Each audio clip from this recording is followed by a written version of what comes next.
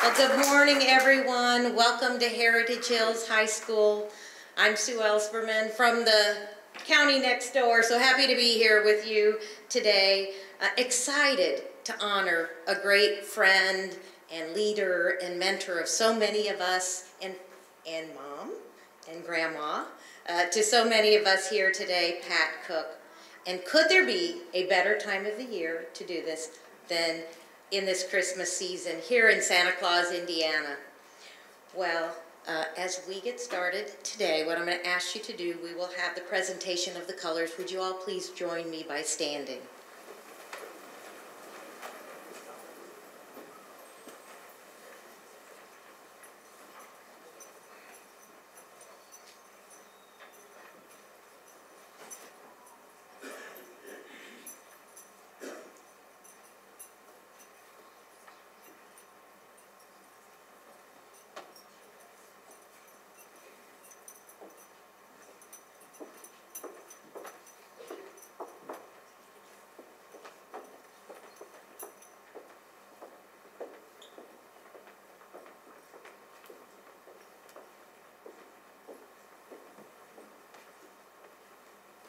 Colors.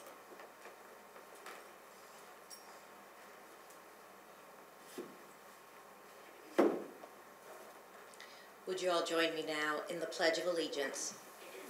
I pledge allegiance to the flag of the United States of America and to the republic for which it stands, one nation, under God, indivisible, with liberty and justice for all. Thank you. And thank you to the Santa Claus American Legion.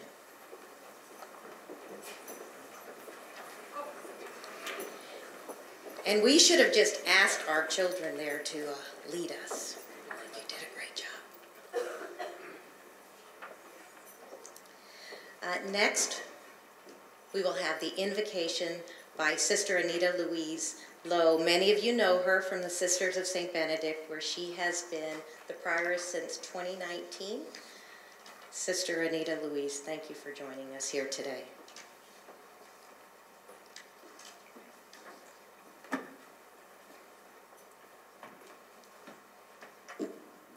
Let us pray. Good and gracious God, we give thanks today for the opportunity to gather and to honor your daughter, Patricia. As we do so, we give thanks to you for all women and men who offer their lives in service, in leadership, and for your gift of wisdom, judgment, and grace. May our gathering today give witness to others, especially to young people, of the values of care, concern, faith, and service. We ask that you bless all of us, especially our governor and Patricia, and all future leaders of our state. May we all be open to your wisdom and guidance, and may we be willing to witness that same wisdom with those we serve. We ask this in your holy name. Amen.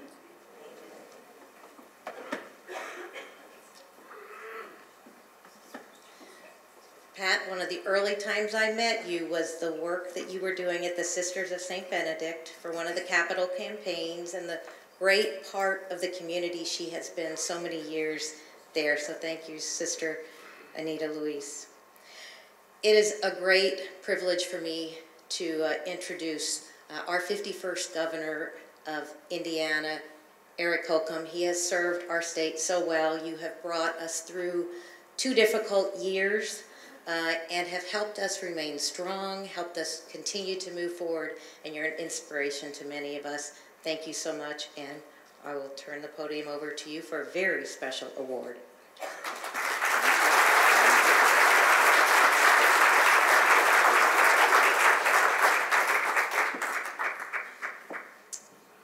Well, I feel like Christmas has come early this year.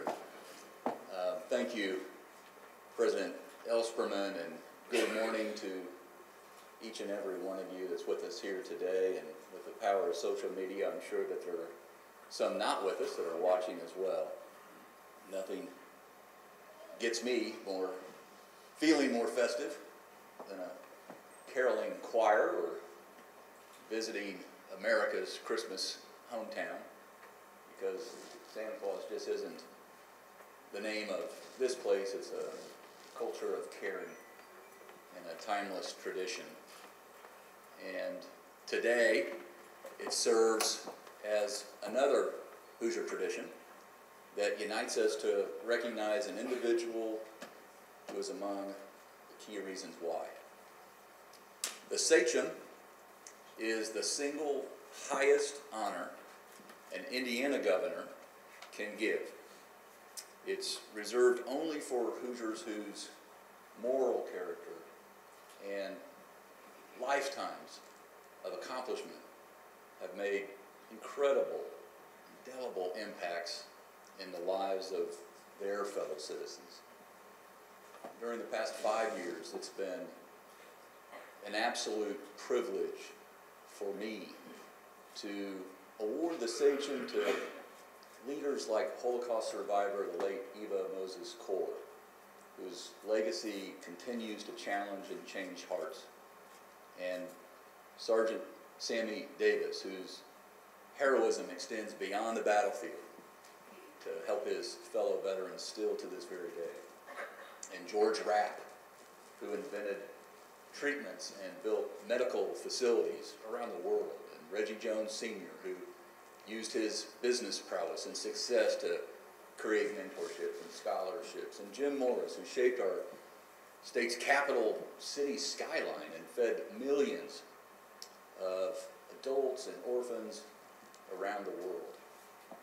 And today, we are here to place yet another on a very short list of names forever engraved in our state capitol, because they are indeed the very best among us. Ladies and gentlemen, it is a privilege again to bestow our state's highest honor for only the 17th time in our state's history to Patricia Yellow Koch.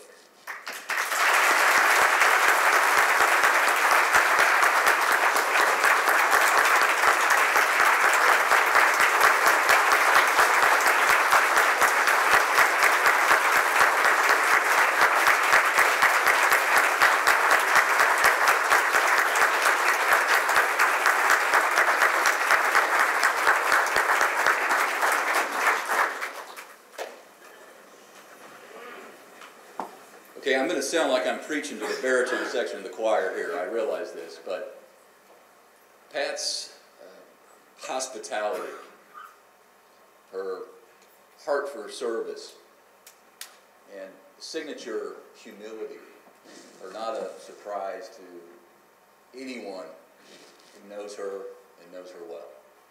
In fact, when I called to tell her that she would be in receipt of the Sachem Award, she wondered if maybe I had called the wrong Pat Cook. But this room is full of ample evidence that she is more than worthy, with many more hearts way again beyond these auditorium walls that her love has touched, and in transformational kind ways. You talk to Pat for even a moment, whether it's in passing or at lunch or just catching up, and you can feel how firmly she believes in Santa Claus, the man and the town.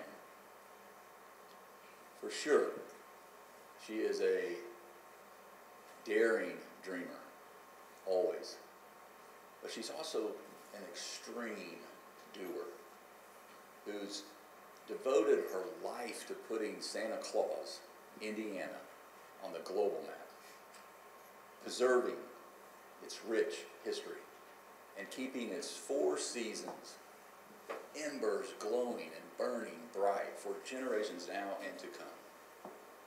And what I just love is she believes she was put here to serve her neighbors And in true Hoosier form, neighbors is broadly defined as in everyone that she meets.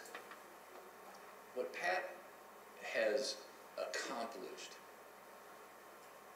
hasn't been easy, especially when you look at the full lifetime body of work and commitment, and when she did and is doing it.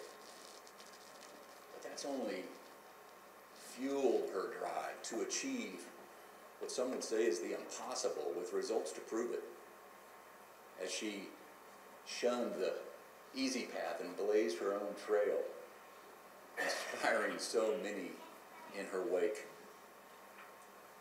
Pat, I made a list, and I checked it twice. And I am sure you are the right person for this exact award. Let me, if I may, just briefly rewind this highlight reel, this tape of her life. She was born during the Depression and raised during World War II in a house without hot running water, kiddos, without hot running water. She helped her father, Jim Yellow, answer letters addressed to Santa Claus, Indiana, post office, from children all over the country and beyond.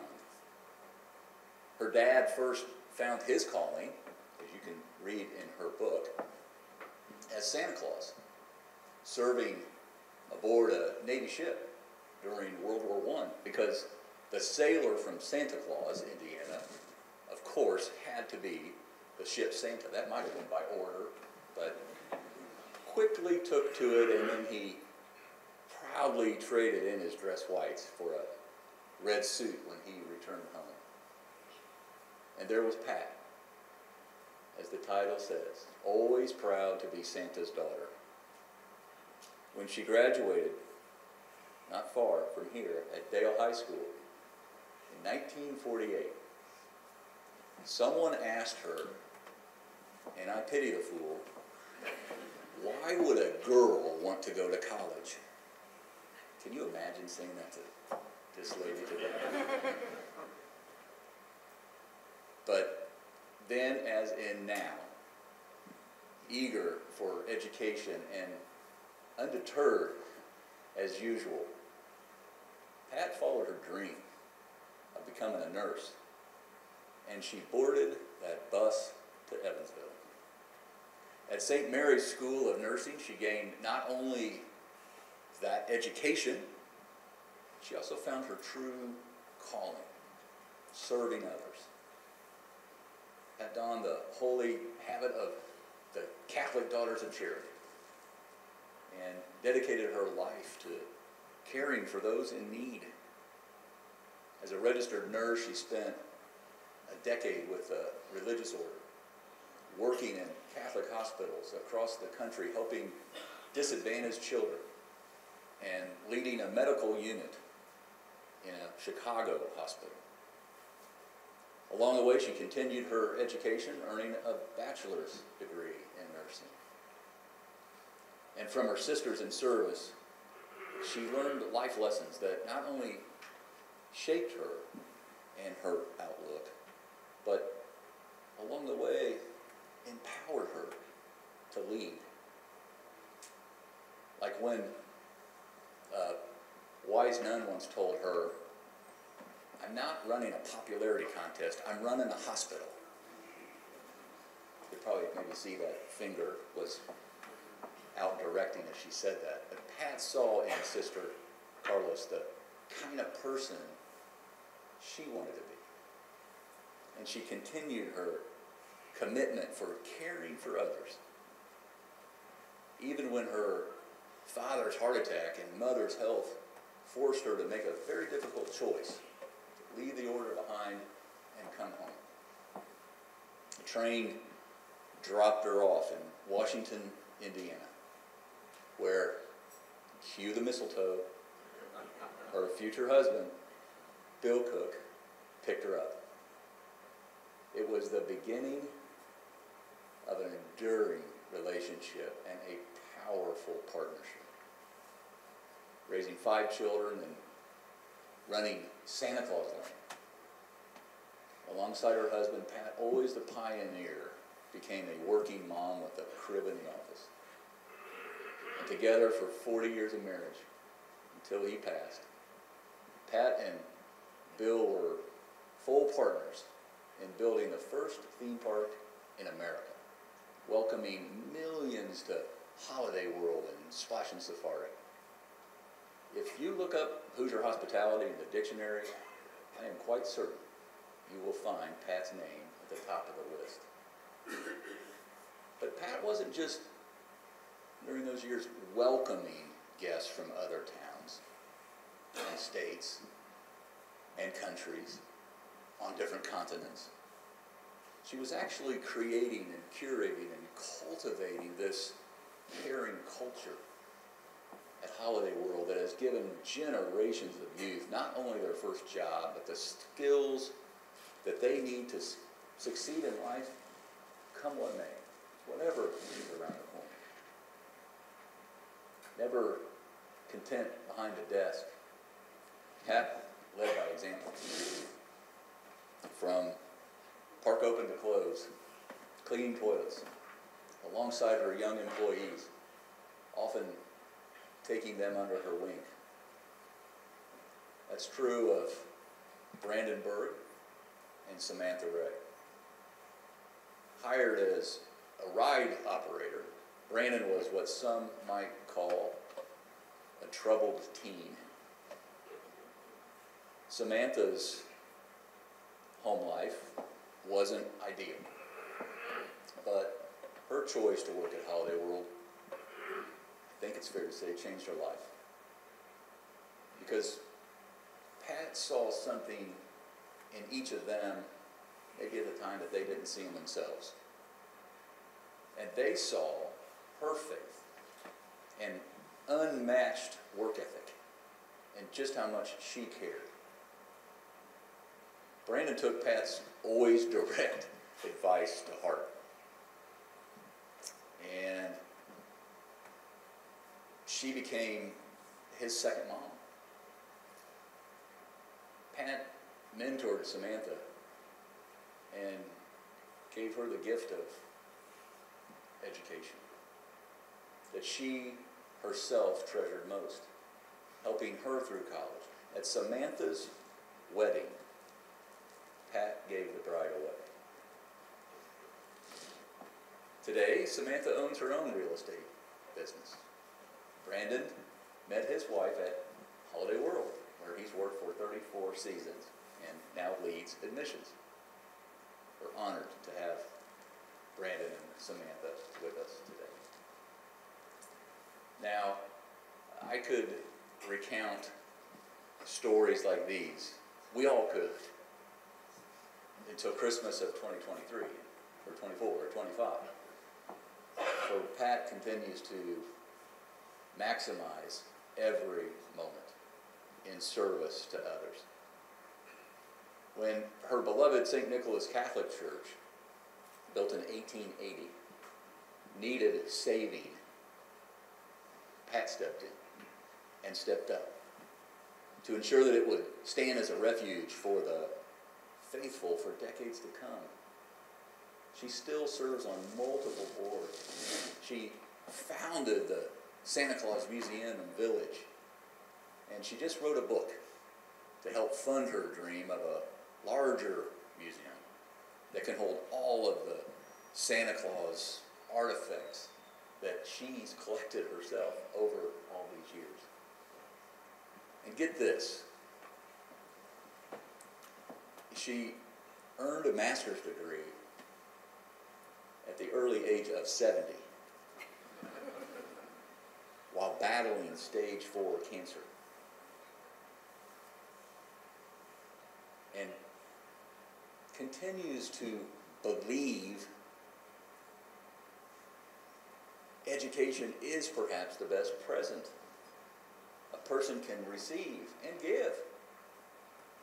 Giving these scholarships to local students. And she's kept the magic of Christmas alive for So many children, too many to count on any list. Most she will never meet in countries and on continents again, all around the world, whose eyes light up with joy the moment they see that return letter Pat and her elves write back to them from the famous Santa Claus, Indiana postmark.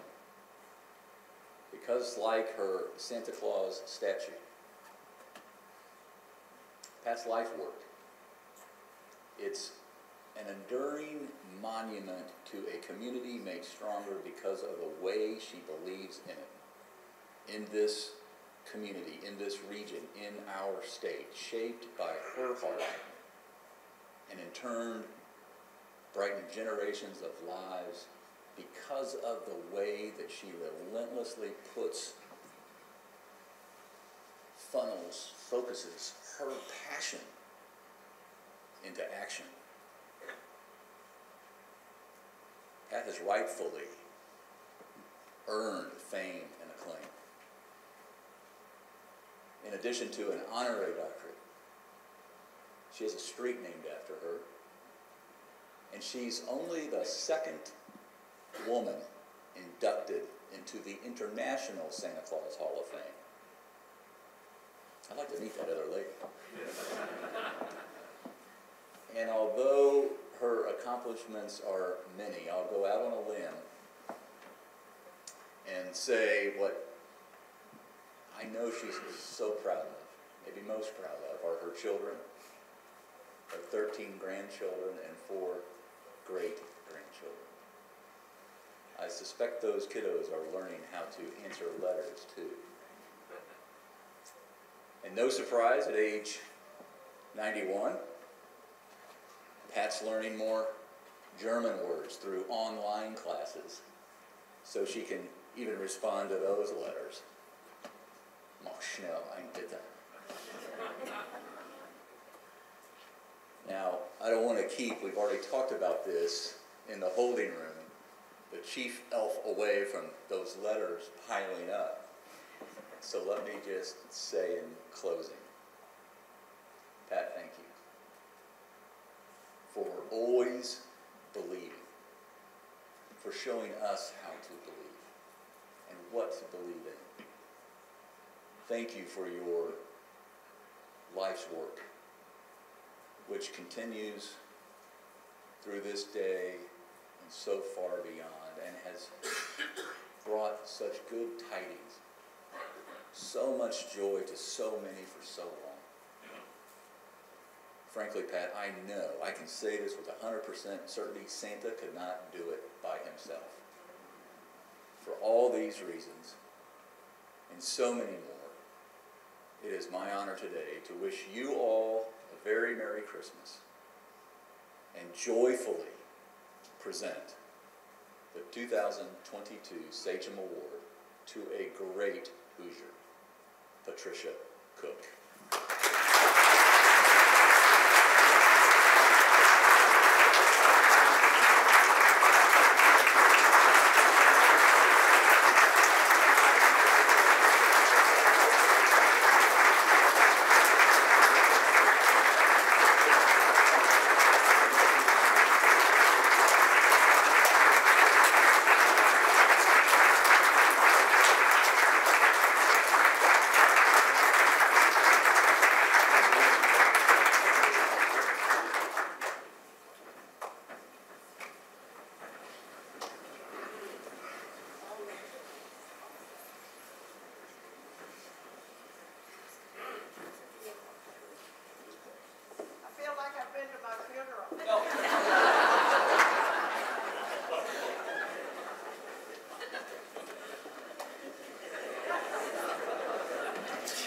Governor, you did too good of a job there. So that wasn't that beautiful? Could you give the governor a round of applause? That was just so beautiful.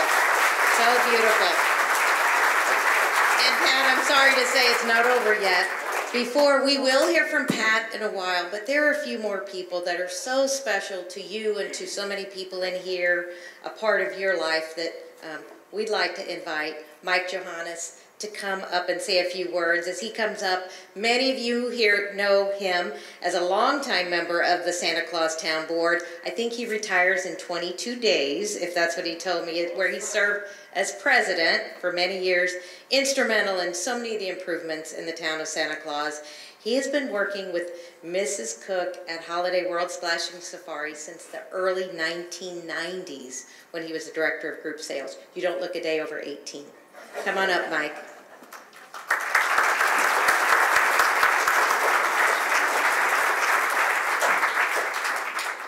Governor, Mrs. Koch, and former Lieutenant Governor Sue Elsterman, thank you for inviting me here to say a few words. It's kind of tough to follow the governor. He did some of the things that I was going to say, but we're going to do it anyway. I'll try to be quick, but there's a couple of stories I want to get to about Mrs. Koch that most of you will admire, I think. And so I'm going to start, and I thank you again for letting me be here. I've worked with Mrs. Koch for about 26 years at Holiday World. I've known her for over 32 years. And in that time, I learned a lot of leadership skills from her, and that's one of the things I want to talk about. When we were at Holiday World, and long before that, Holiday World was very, very successful, and an integral part of that success was Mrs. Koch. The park, over the years, earned a lot of awards called Gold Ticket Awards. Those are put out by the association that we belong to. Was the International Association of Amusement Parks and Attractions. All the parks from all over the world belong to that, plus some of the really big names. Disney, Universal, Six Flags, SeaWorld. Sorry, I don't do this a whole lot, but and Holiday World held its own against those parks. We won awards every year and are still winning awards. But there was one award that Holiday World won for a quarter of a century. No other park ever won this award, and that was the cleanest award. And you want to guess who was the first director of cleaning at Holiday World? Mrs. Koch. And I think probably I'm saying some things Samantha was going to say, so she'll smack me a little bit. Mrs. Koch, I want to talk about her leadership skills and the reason we won some of those awards and some of the reasons that Holiday World's successful as it is, and therefore she was successful. Mrs. Koch leads by example. I think the governor said that a minute ago. And the other thing that she does is she would never ask you or any of her employees or anyone to do something that she wouldn't do. And I've seen this firsthand. If you came to the park in the summer when we were open and you walked into the park, hopefully you thought it was very clean, there were people called sweepers. And the sweepers, you would see them walking around the park. They had a broom, they had a dustpan, they had a little apron on, it had all the items in it that you needed to clean with. And believe me, some people got off rides, there were things that needed to be cleaned up sometimes. So, Mrs. Koch may have taught at orientation, may have did the training, but as the governor said earlier, she did not stay in her office. When the park opened, she was right out there with all the sweepers, with her broom, her dustpan, her apron on, and staying out there in the heat and the sun and working right along with them. So she wasn't just telling people how to do things, she was showing them how to do it and showing them that she was willing to do those things too. And that meant a lot to a lot of employees that worked at Holiday World. Thousands or tens of thousands of people, knowing that she would be out there. The second story I want to tell was not really a fun story, but it's one I think you'll get the point on. Is never ask anybody to do something that you wouldn't do. And that was her philosophy. So I want you to think back to the early 2000s, around 2002, 2003, I don't remember the exact year. It's summertime, second weekend in July on a Saturday. It's about 95 degrees outside, the humidity's at least that high, and the heat index is over 100. We had about 20,000 people in the park. The town of Santa Claus only has 2,000 people. To have 20,000 people in the park, it's pretty big. along about 1:30 in the afternoon, something happened that we had never really thought about happening, although we had some contingency plans. At that time, the town of Santa Claus was served by water from Patoka Lake, and there was a big pipe that came down through Du Bois County and into Spencer County and down 162. And on that Saturday, the pipe broke. Not just a leak, the pipe broke. And at 1:30 in the afternoon, the park had no water, not a drop, no water pressure. 20,000 people in the park. How do you keep them hydrated? Because now none of the drink stations work. The water fountains don't work.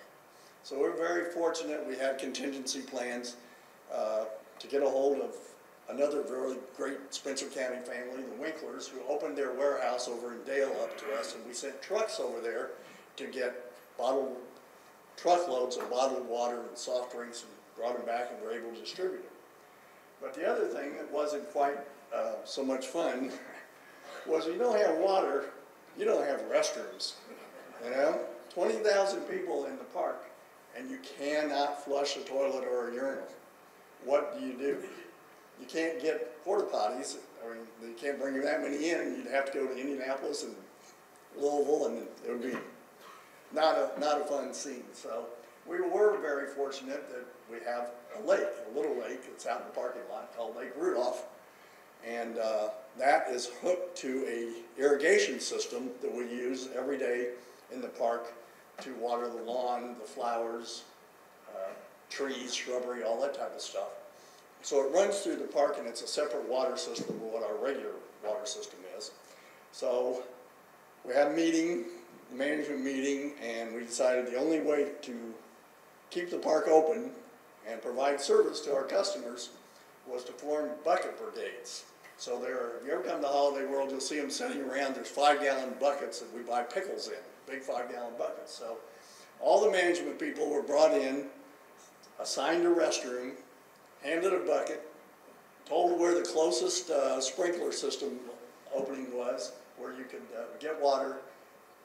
You took your bucket out there, went to your assigned restroom, filled that bucket up, and stood while people went into the stalls or to the urinals, and when they came back out, you went in behind them and dumped water in. That water pressure would flush the toilets. Not exactly what you planned to do when you went to work that day. So after I emptied my bucket the first time, I walked back out to fill it up, and Mrs. Koch was standing at the spigot in front of me, filling her up. At that time, it was 20 years ago, I'm 74. At that time, Mrs. Koch was in her 70s. She was out there filling a bucket up. That's what leadership's about. That's what never asking anybody else to do something that you wouldn't do. Mrs. Koch isn't just being given this award today, she earned it. Thank you.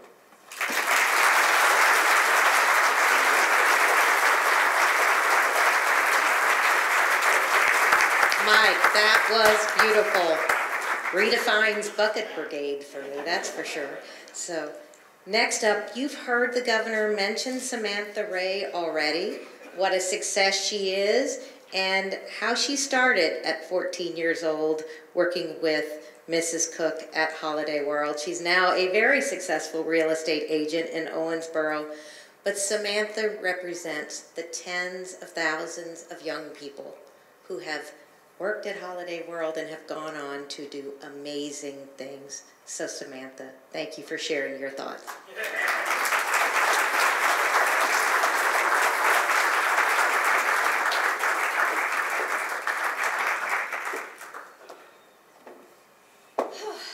This is an honor, being here to talk about Mrs. Koch. I told myself I'm not going to get emotional, and I was emotional when the governor was up here, so that went out the window. And I can already feel it coming on. This woman is so impactful, and she has taught me so much. The only reason I have note cards with me is because I could talk for 2 hours and keep you guys here till school let out, and we don't want to do that. So this is going to keep me on track, but there's so much to say about her.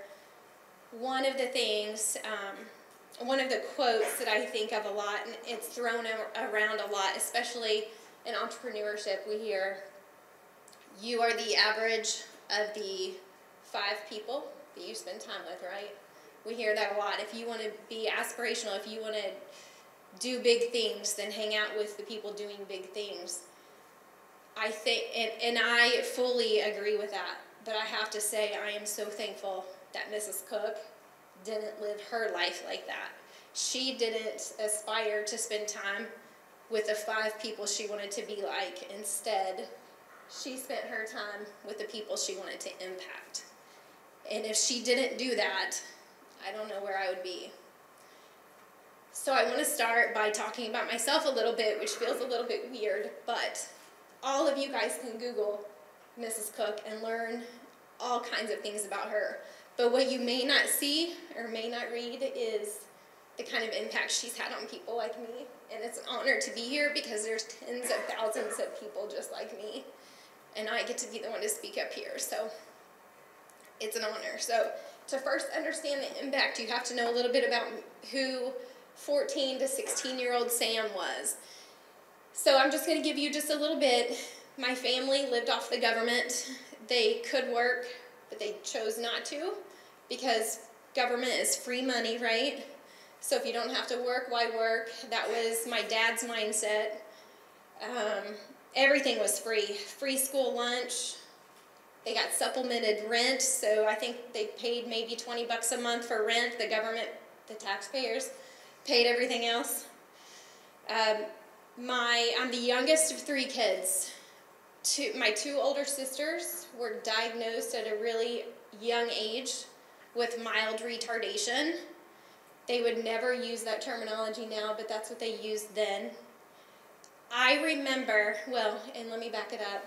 Because they were diagnosed with that, the state or the federal government, I don't know which, provided my family with an extra monthly check. So they were already getting something, and then each of my sisters also got a check that went to my parents. I remember at a really young age a car ride with my dad, and he was telling me how to take this test that he was driving me to take. And that test was to determine whether or not I had mild retardation and if he could also get a check on me.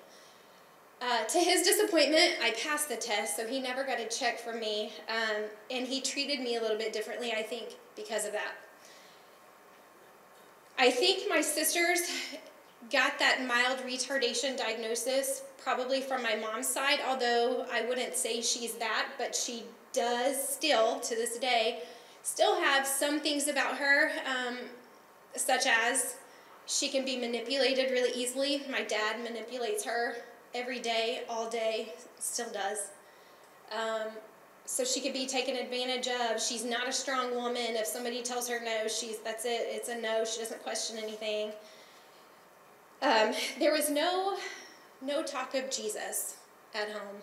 None. Jesus was foreign to me. There was no church. If I went to church, it was on Easter, and it was because I begged my dad if I could go with my friends, and occasionally he would say yes. But as soon as I came home, if I was talking about church, we had to stop. He didn't want to hear anything about it. So Jesus was pretty foreign to me. Anytime I would talk about wanting to go to college, he would say, and this is etched in my head, these are his exact words, "Why are you trying to be somebody you're not? We don't go to college." And I thought, well, okay, I really knew I wanted to go, and I knew I didn't want to be anything like him, but that's the family environment I grew up in. Because we were poor, by my dad's choice we were poor, not because he couldn't work. Because we were poor, I could have gotten the Pell Grant. The Pell Grant, for those of you who do not know, it's all you have to do is fill out the FAFSA form, and if your family makes just a little bit of money and they qualify, the kids can go to school and it's paid for. All you have to do is fill out that form. Well, I brought it home, my counselor gave it to me, I brought it home, and my mom signed it, my dad would not. It didn't just need his signature. If it just needed that, I would have signed it myself. But it needed more than that. It needed his Social Security number too, and he protected that. I had no idea what it was, so I had no choice. I could not take advantage of that Pell Grant and go to college for free, unfortunately. At 16, and this is the last thing I'll say about my family, I think that this is probably enough for you to understand where I came from. But at 16, I was dating a 19-year-old guy, and my dad really liked him because he wasn't a good man. And he told me, Sam, you better give him what he wants, because if you don't, he won't stick around. And I don't know what kind of dad says that to their daughter, but I didn't listen to him, thankfully. So, enough about me. I think that's enough. At 14, when I knew that I could start working, because Holiday World came out to our schools, they had a job fair and let us know what opportunities were available to us. I knew that I could work at Holiday World, and I signed right up. This was all a God thing. I didn't know it then, but Jesus was all over this. When I interviewed at Holiday World, I remember signing up to be a sweeper and something else. 14-year-olds can't do a whole lot at Holiday World, or at least they couldn't then. I signed up to be a sweeper begrudgingly. I wasn't really excited about being a sweeper. I really wanted whatever the other thing was. And my name got called, and this strong older woman came out and said my name, and I was scared to death. I did not get interviewed in Kringle's Cafe like everybody else was getting interviewed. She took me behind some doors, and it was to her office. And lo and behold, it was Mrs. Cook, the owner of Holiday World. I had no idea that she was Mrs. Cook at the time, but she was stern, she was to the point, she was asking very direct questions, and I thought, oh my God, if this woman is the one who hires me, I am probably not going to have a fun summer. I literally thought that. I got the letter in the mail that says, congratulations, you were hired in the sweeper department. And I thought, here we go. Okay, here we go. So what was it like working for her? Honestly, it wasn't anything like what I initially thought. Did she have high expectations? You better betcha. She did then, she does now, and that'll never change. She expected us to respect people. She expected us to make eye contact and to speak to our guests and to each other. She expected us to work hard. She wasn't going to have two of us sweepers walking around together just talking. If we saw her coming, we had to split and split quick. She just taught me so much. The yes, sir, the yes, ma'am, the thank you. These are the kinds of things that you won't read about Mrs. Cook if you just Google. And to me, this is the most impactful thing she could have ever done, was to lead by example. One of the other things, I wasn't going to say it, but she would get after us. This might be why I know how to spell really well. I might not be able to speak as well as her. She's a natural at this, but I can spell really well, and it's probably because of her. But if you said in front of her, probably even right now, she might cringe a little bit when I say it, but if you say, where are you at? She immediately, you don't need an at, it's where are you? And she would just, it was just constantly teaching us, and I'll never forget that, ever. But she didn't just lead by example. She invested in me. She took me under her wing. I do not know how she knew that I had a troubled life at home, but she did. She absolutely did. She checked in on me. And I don't remember if I was 14 or 15, but us sweepers had walkie-talkies. And she would use that to get a hold of us to see where we were. Well, she messaged me on the radio, and she said, what's your location? I told her. She met up with me, and I thought, oh gosh, what did I do wrong? I didn't do anything wrong, thankfully. And she let me know that she's leaving the park, she's going to church, she's going wherever, she's going to be gone for a couple of hours. If anybody calls her on the radio, go ahead and take care of it, because nobody else knows that she's leaving. The confidence that she built in me, doing those little things, was humongous, because I didn't have anybody at home that I looked up to. And I certainly didn't have anybody at home that would put that kind of responsibility on me and trust me with it. Now I'm 40 years old, and looking back, I don't even know that this woman ever even left the park. She may have told me she was leaving, and she may have been 50 yards away watching me the whole time. I have no idea. But in my mind, she wasn't at the park, and I was in control, and it was absolutely amazing. So she would always ask me what's going on at home, but she never got too deep into it. And I didn't know it then, but looking back now and just thinking about all of the experiences, she really taught me through that you need to invest in people, you need to care, but you don't need to spend a whole lot of time sulking in what's going on. Just move forward, work hard, get to where you want to be, no excuses, and she taught me that.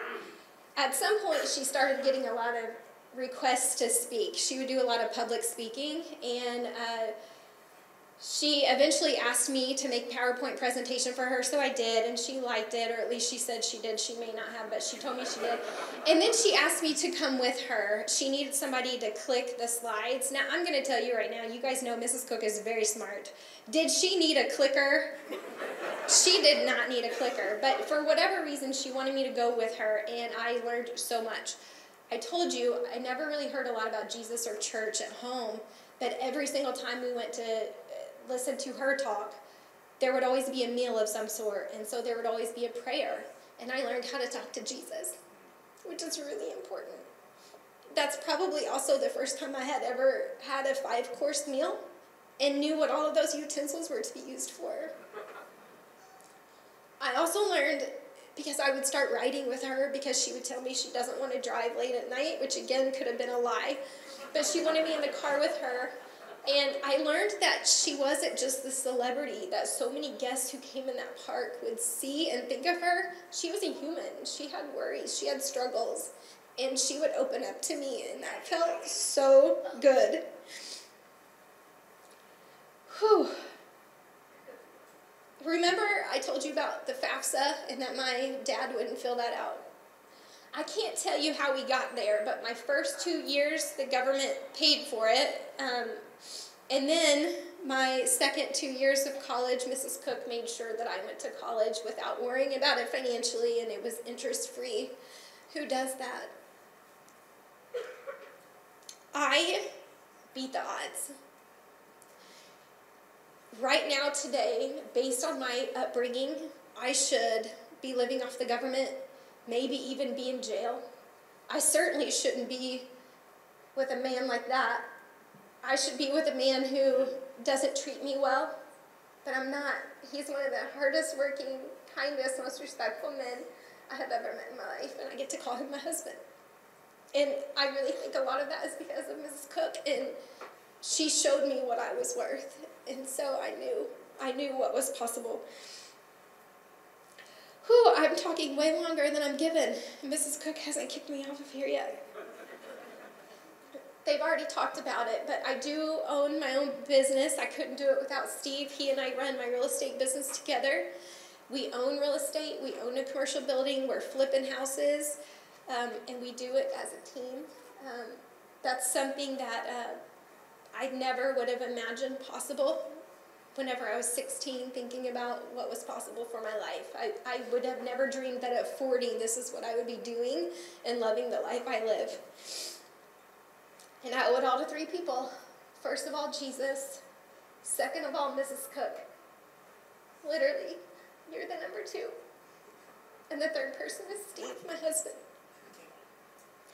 No one on the planet, no one in this nation, but no one in Indiana deserves this award more than Mrs. Koch. And I'm going to end it with, I think she made up this quote. She may have planned on saying it when she talks, but I'm going to steal it because everybody stole something from me too. One of the things that she always says is, integrity is like virginity. You either have it or you don't. And if you don't and you say you do, you'll eventually be found out. Mrs. Koch is a woman of integrity, and if we would all strive to be just 5% of the person she is, this world would be a better place. Thank you.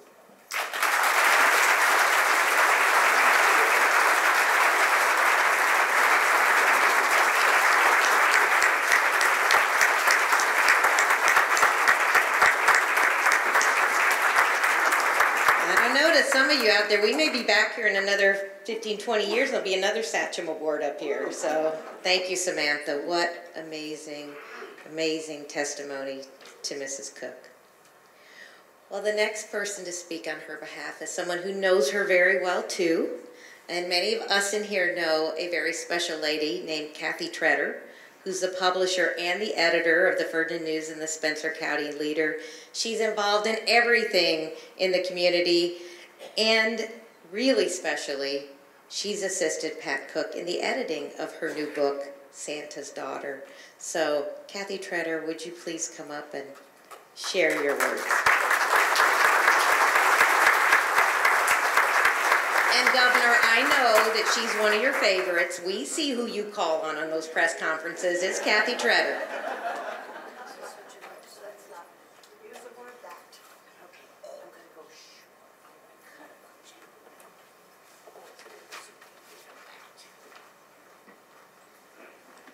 So how do I follow that? First of all, I'm not usually a speaker. I'm a writer. So I did write some things down, and a lot of the things actually have been mentioned. So I'm going to try and keep it short.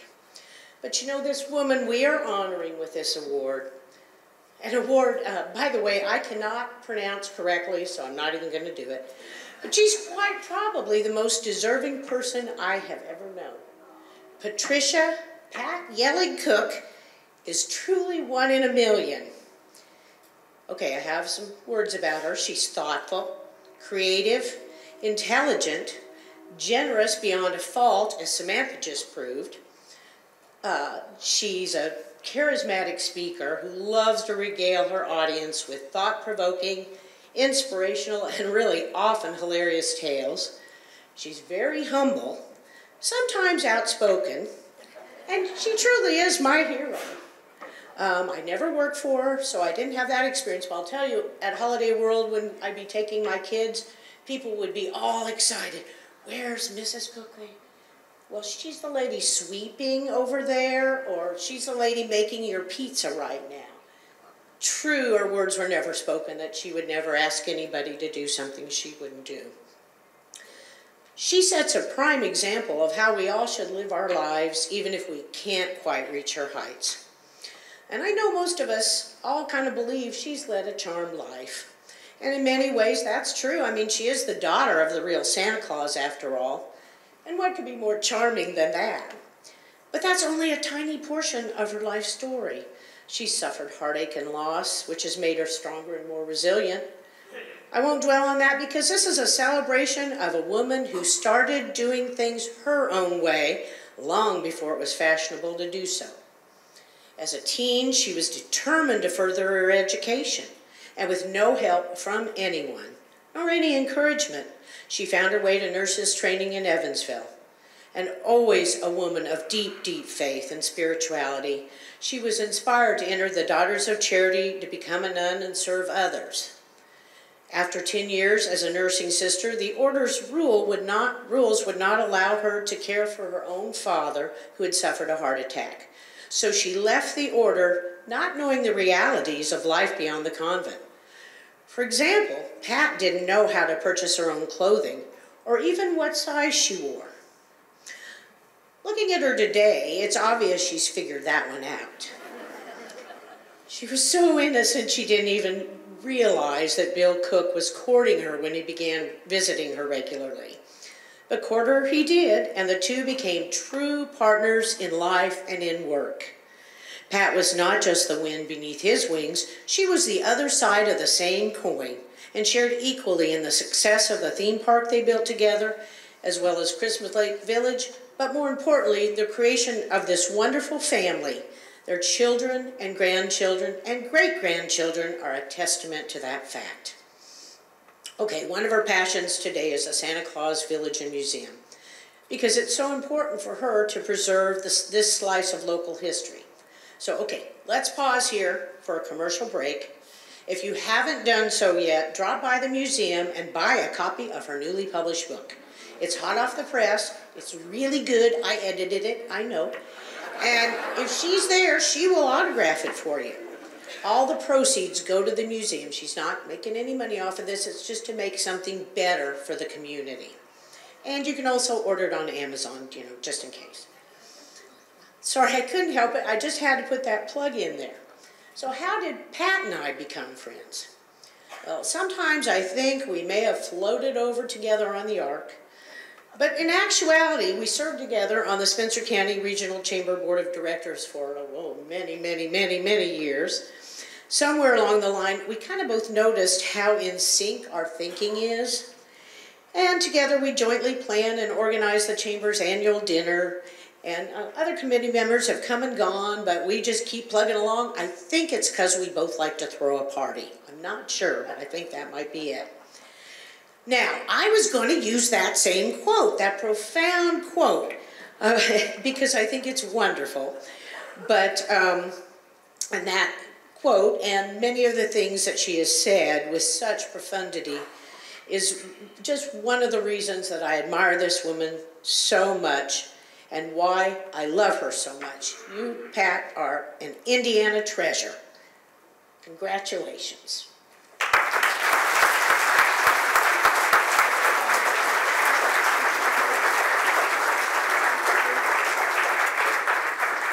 Well said, Kathy, for someone who typically writes it and doesn't say it. Well done.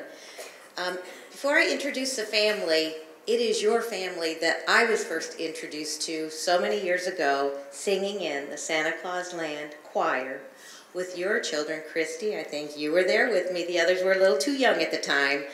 And here were this wonderful mother bringing those children forward, and knew then she was a force of nature. So with that, I'm going to invite Christy George, Dan, and Natalie Cook to come up and introduce Mrs. Cook, Pat Cook, to us.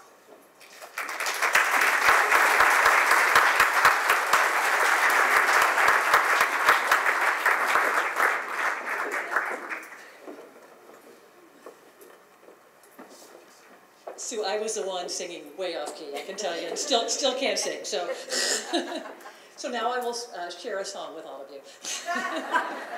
Just kidding. Actually, first off, I think everybody has already said most of what I was going to say, so I may repeat some, but I'll try to be a little bit original, I guess.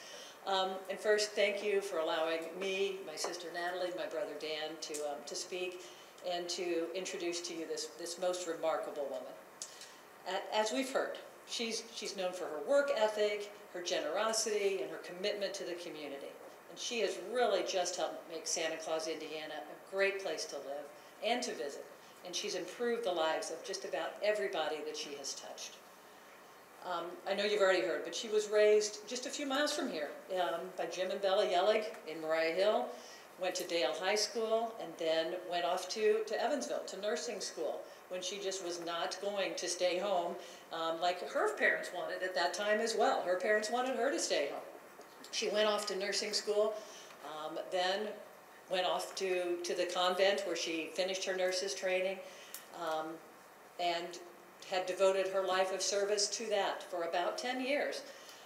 But when her father got ill and she came home to Santa Claus, and she ultimately married our dad, Bill Cook, and continued her life of service right here in southern Indiana. Then, after getting married and not wasting a bit of time, she had 5 children in 6 years. She worked at Santa Claus Land and was heavily involved in the community, but she always had time for us kids. When we were young, we would spend the summers at what we called the beach, at the lake, either Christmas Lake or Lake Rudolph, and we would swim, we'd swim out to the dock, we learned to water ski, and we would ski every day that we could. One day, and she loves to tell this story, but we were out on the boat in the lake and we ran out of gas. So all of us kids jumped in the water and we towed the boat to shore with the ski ropes. Now, fortunately, it's not a very large lake, but we love swimming and we love being out on that water. As we got older, she drove us to swim practices and swim meets. Never one for sitting still, as you've heard. She learned to be a referee and a timer, and she would even turn cartwheels on the side of the pool. The funny thing is, she actually never learned to swim. She took swim lessons right here at Heritage Hills High School, but just couldn't get the hang of it. I think finally she just decided it wasn't that important and gave up on that idea. And as you know, she obviously worked at Santa Claus Land. She encouraged all of us to work there when we were quite young. All of us and her did just about every job imaginable, and she would just pitch in wherever she was needed, again, as you've heard, selling cotton candy, running rides, taking tickets at the gate. For a few summers, she helped me walk my horse Prancer from our house down to Santa Claus Land, where we put on a horse show. And that horse could count and pray and jump through a hoop of fire. And she just loved walking with me down with Prancer to the I don't think she ever rode Prancer, but she would walk with him. And she didn't stop there. She taught Sunday school, she would volunteer for clubs and events, and just help out with anything that she could do. Of course, Christmas at our house was always special. Like everybody, we'd put up decorations, and lights sometime around Thanksgiving or something, but we would never put up a Christmas tree in advance. On Christmas Eve, we'd go to our grandma and grandpa house in Mariah Hill and have a Christmas dinner there, and then we'd go home and go straight to bed. And when we woke up on Christmas morning, we would go out to the living room, and the Christmas tree was set up, decorated with the lights and the tinsel and everything, and we had this model train set running around it, and Christmas presents around that. It was just absolutely magical. Quite a different experience than I think what most people had. But even back then, cleanliness ruled. We had plastic covers on the car seats, plastic covers on the couch. We had plastic runners on the carpet down the hall. One day we were out playing, and my brother Dan cut his knee, and it was just bleeding all over the place. And of course, he goes into the house to find Mom to tell her he hurt himself, and she takes one look at him and says, "Stop bleeding on the carpet!"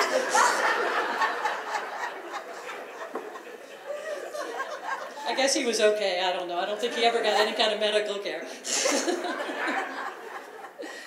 She ultimately took charge of the cleaning crew at Holiday World when she felt that the park wasn't clean enough. And I have my own toilet story here. But I was at work one day in Indianapolis. I work in a hospital up there, and I had this friend come up to me, and she said, I was at Holiday World last weekend, and you're not going to believe this. I was in the bathroom waiting for my kid to come out, and I started talking to this lady cleaning the toilets. And she said I talked to her for a little while, and I came to find out it was the owner of the park, Pat Koch. But that was just typical of her. No job was too menial for her. If something needed to be done and nobody else was there to do it, she would. As you've heard, she's never been afraid of hard work and has never felt that she was too good for anybody or any job. And as you've heard, she's lived an extraordinary life and has accomplished many things in her 91 years. She's never been afraid to take on new challenges, and she's still not slowing down. Her daily calendar remains full with meetings and appointments. Just try to get an hour with her. There's always something else going on. She gives motivational speeches, she helps organize the Diocesan Wisdom Days, and as we've heard, she just published her autobiography. In the summers, she works with my brother Dan at Alabama Splash Adventure, and she's become a fixture there, known as the General. Imagine where that name came from. Every Christmas, she appears on local and national TV and radio shows. She's working on a plan to expand the museum and is dedicated to preserving the history of the town of Santa Claus. She's very active with the Santa Claus museums and Santa's elves, and we've heard a little bit about the letters, but she truly believes that every child that writes a letter to Santa deserves a personal response. From early November, even earlier than that, up until Christmas, she's in that old historical post office 7 days a week, helping Santa answer letters and organizing the elves. Every letter has to be done correctly, and every child's concerns need to be addressed properly. She's got a wonderful group of people that help her there and has created a legacy that will live far into the future. Those of you who know her know that she just completely embodies the spirit of Christmas. Her house has Christmas decorations up year-round, and she will often be found wearing a Santa Claus or Christmas sweater and a Santa hat. She wants everyone to believe, not just in Santa Claus and Christmas, but in the spirit of kindness and giving. Our mother's taken on many roles throughout her life, and she's been known by many names, including Patty, Sister Raymond, Mrs. Cook, Mom, Meemaw, Grandma, Great-Grandma. At Holiday World, she was known as the Queen of Clean, at Alabama Splash Adventure as the General, and at Santa's Elves as the Chief Elf. But now, we would like to introduce to you the woman known by all these names, and probably a few more, our mother, Pat Cook.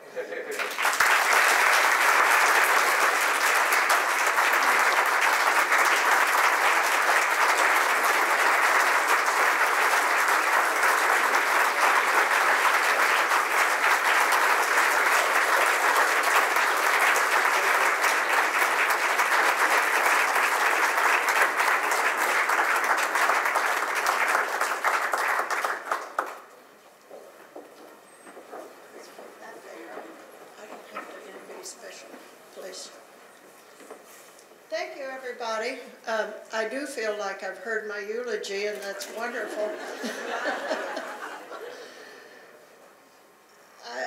It's amazing, and I'm really and truly excited, grateful.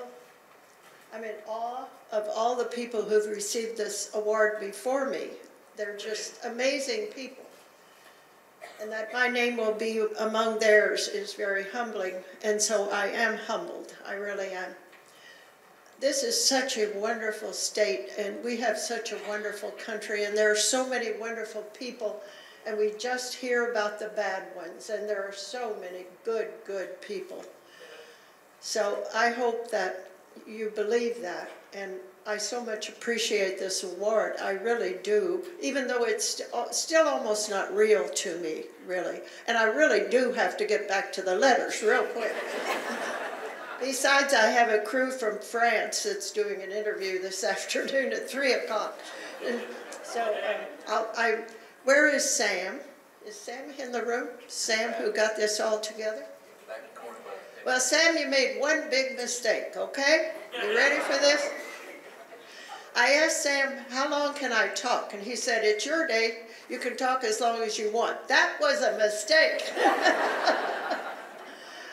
So I can honestly say that the one thing I've thought about when this award was, when he told me that I was going to get this, there is another Patty Koch, and I truly thought he had the wrong one.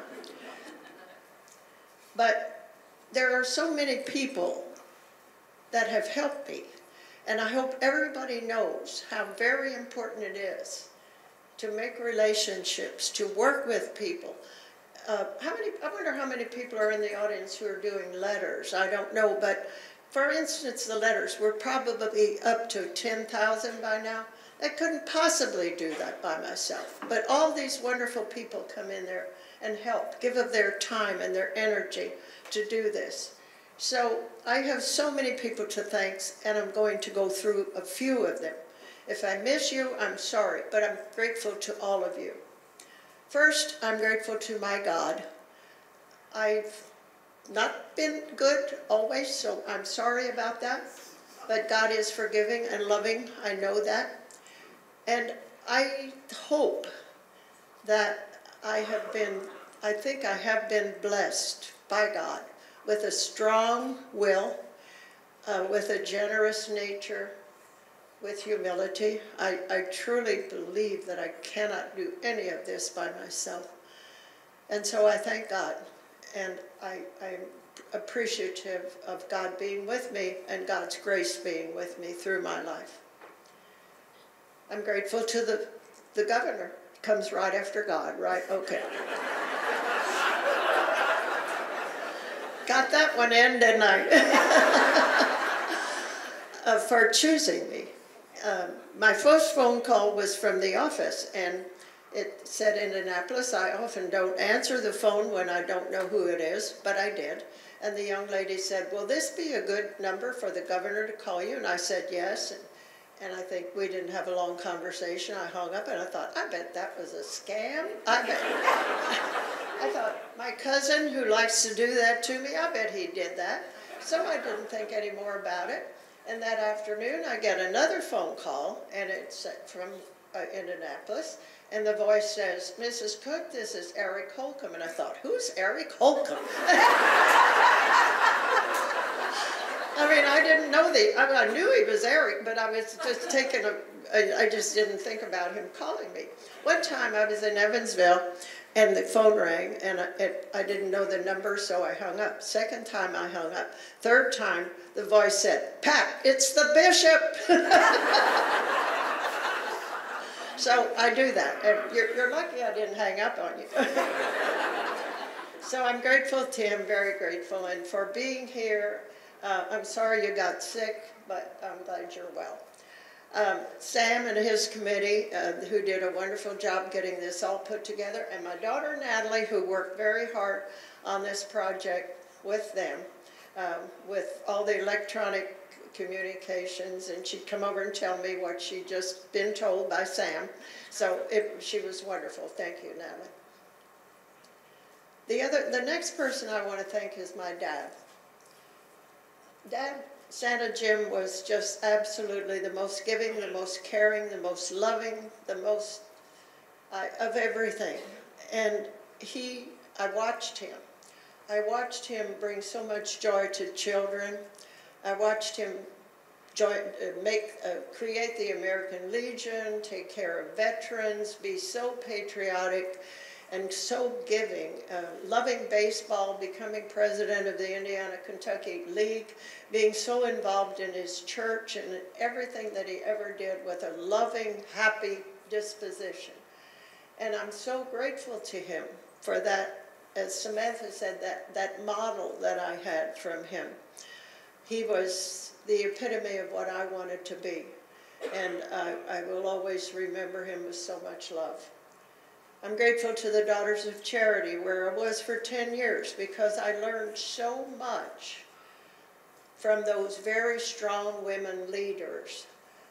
They ran hospitals, and Samantha used that quote that Sister Carlos was caring, she was smart, she was fair, she was loving, and she was a leader. And I learned so much from her, and she mentored me and allowed me to do things to grow my own leadership. The Sisters St. Benedict and Ferdinand that gave me my early education and taught me about infinitives and participles and verbs and adverbs and how to spell and how to write and how to read. All those good things that I've kept in my mind in so long. God bless them for their early education. And there's still women here, Sister Anita Louise, they still pray for me, I know, every day, so I'm so grateful. To Bill Koch, who I married in 1960.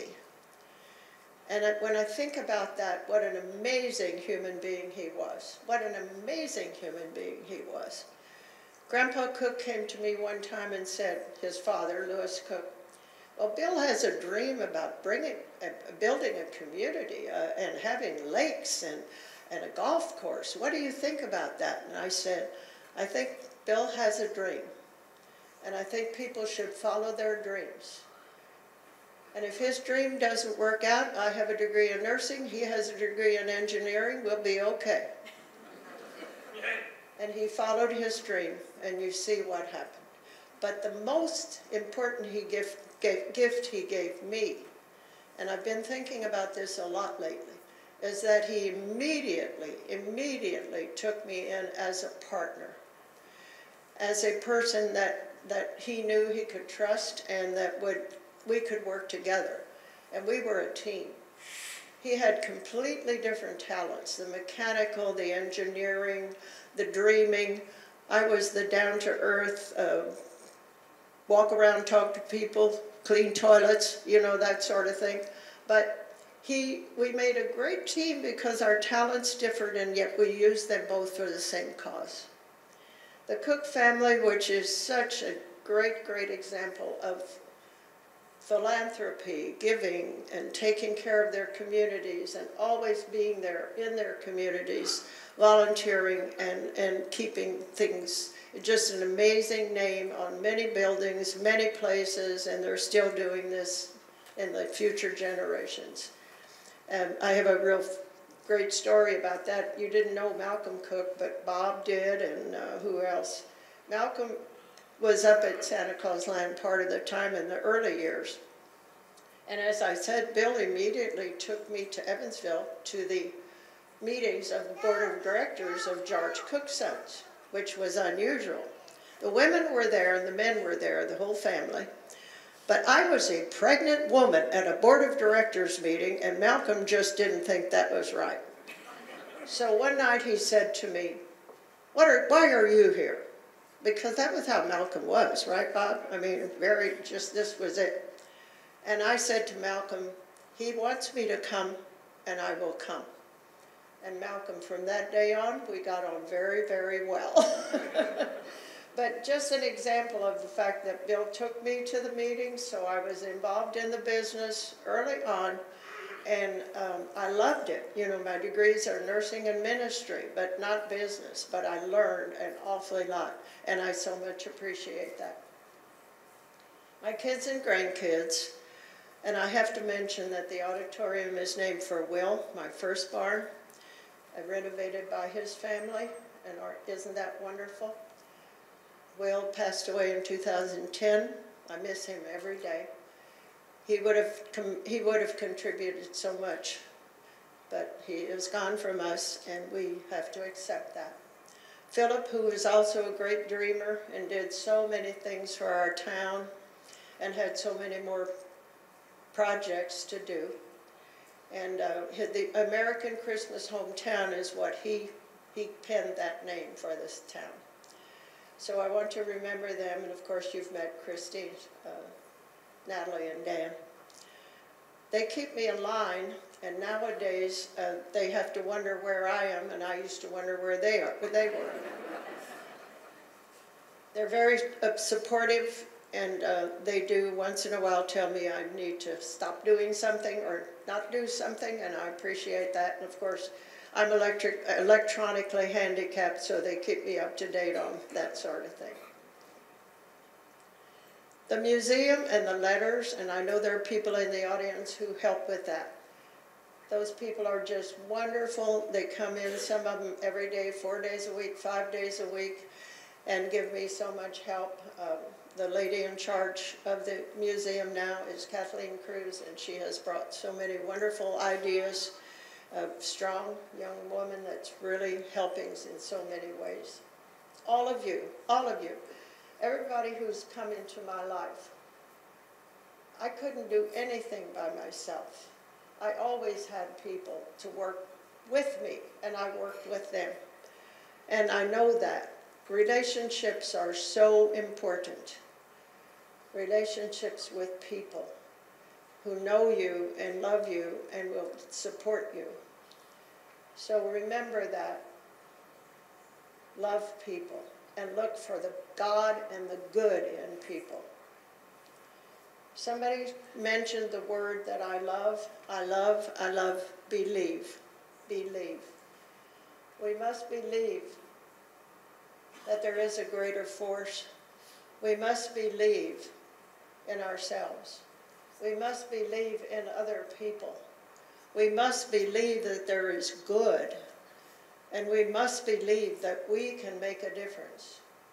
If each person in this room made a difference today in the life of one person, that would be great.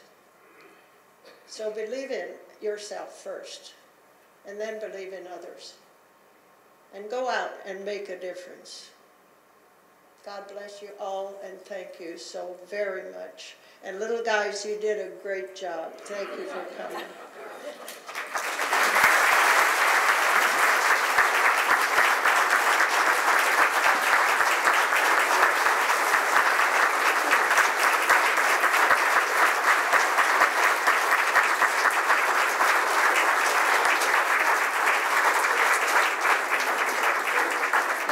Governor, you may not have had the privilege of having one of those pat conversations before, but now you know. Now you know what so many of us know and why we love her and why we grow when we're with you, why you will always be. You're always part of each one of us, and there's so much more to say. But I am now going to ask Father Chris, the parish priest, Father Crispin Adongo, the parish priest at St. Nicholas Church in Santa Claus, St. Joseph's Church in Dale, and Mary Help of Christians Church in Mariah Hill, because one church wouldn't be enough. He is a native of Kenya, recently became a citizen governor of the United States, and a graduate. And a great graduate of St. Meinrad School of Theology. Father Chris.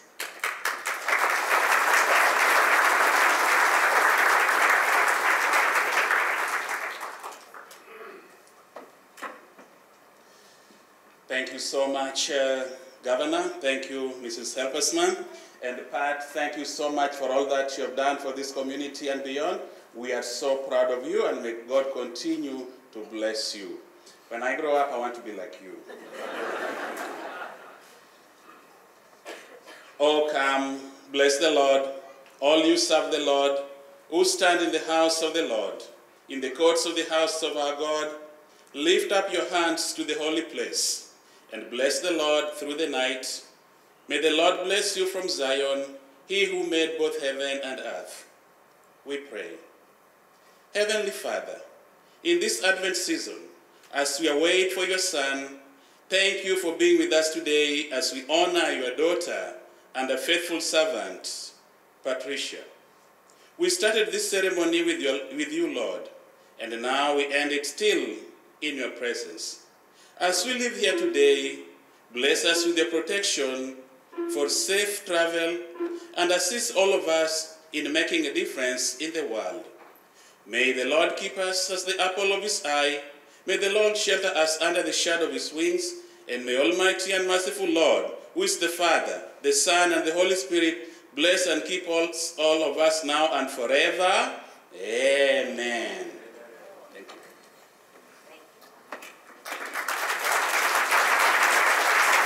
Thank you, Father. And now we have one special presentation.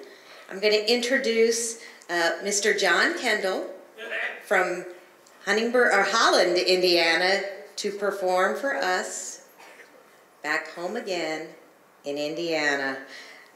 He has been the band director at Tecumseh Junior Senior High School before his retirement. He's been performing this song for 30 years at the Southridge Basketball Sectionals. We have heard you many times, and you're in for a treat. Welcome, John.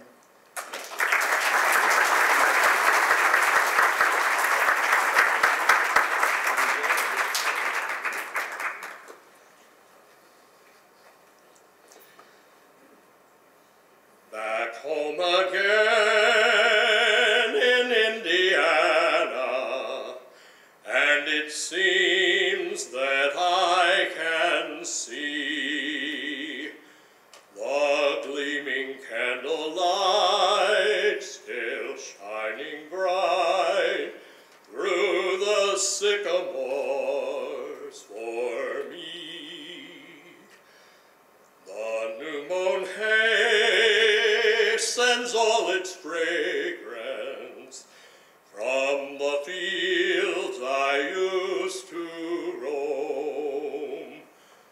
When I dream about the moonlight on the Wabash, then I long for my Indiana home.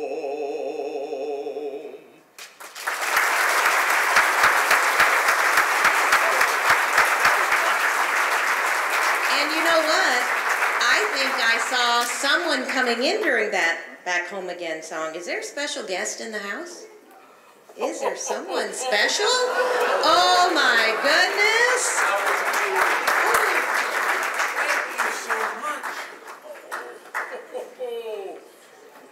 What a beautiful setting. What a wonderful day. And when I was asked to speak today, I had to think, this is a special occasion, so I just can't come in and just say Merry Christmas. So I thought about this, and I found something I've had for a very long time, and I think it's very fitting for today. It's a little poem that was written a long time ago, back in the early 1900s, by a gentleman, Edwin Osgood Grover. It's called, Who is Santa Claus? Santa Claus is anyone who loves another and seeks to make them happy, who gives himself by thought or word or deed in every gift he bestows, who shares his joys with those who are sad, whose hand is never closed against the needy, whose arm is ever outstretched to aid the weak, whose sympathy is quick and genuine in time of trouble, who recognizes a comrade and brother in everyone he meets upon life's common road, who lives his life throughout the entire year in the Christmas spirit. It kind of sounds like somebody we're celebrating today, doesn't it? So that means you don't need a fancy red suit, white hair. Well, Mrs. Cook, Governor, you're on your way. So I ask all of you, in fact, I challenge all of you, be Santa. Because in Santa Jim Yellig's words, Santa only has one job, and that's to spread joy and happiness. So if you do this, I'll keep your names in my good book, okay? And with that, I wish you all a very Merry Christmas.